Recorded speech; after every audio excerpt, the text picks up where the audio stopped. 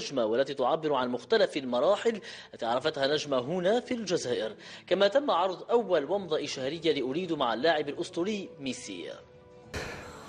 خويا ميسي، دوك احكي لنا وشنو هو احساسك كي جيت وليت من الجزائر لهنا؟ فسلتني ومانيش قادر.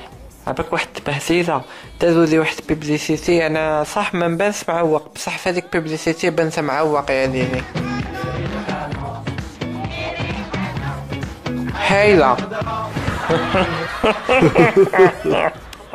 خويا ميسي، قولنا برك كي كنت لثما واش وكلوك، باسكو يقولوا بلي ماكلتهم بنينه يعني. حطوا لي السخسوخه بالسحم. وشنو هي الحاجه اللي عجبتك و راك حاب ديرها في هذيك البلاد؟ شوف، انا عجبتني حاجه سما كي يتزوج مرا وراجل يروحوا الليله تاعهم الاولى يا عزابه يروحوا للوصال يا عزابه. قلت انا دوكا كي نتزوج نروح نتزوج في الجزائر، باسكو الليله الاولى تاعي ندوزها في لوتيل، باسكو انا عندي الدار في الدار يدخلوا دائما للشومبرا بلا ما نقول لهم. دار في الدار. والله يا خويا واش نقول لك، لو كان يا والله العظيم غير ما مذبوحات زرتهم، وكي راني كل عام هكذا.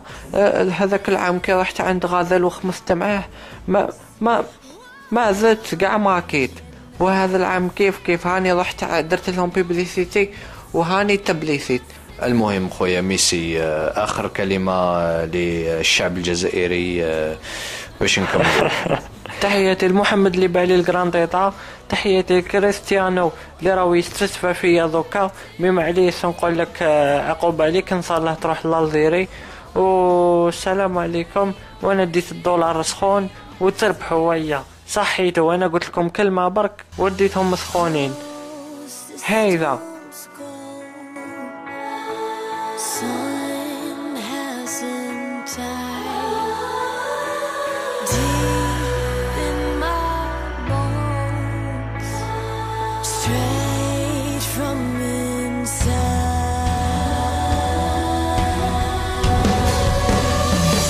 I'm waking up.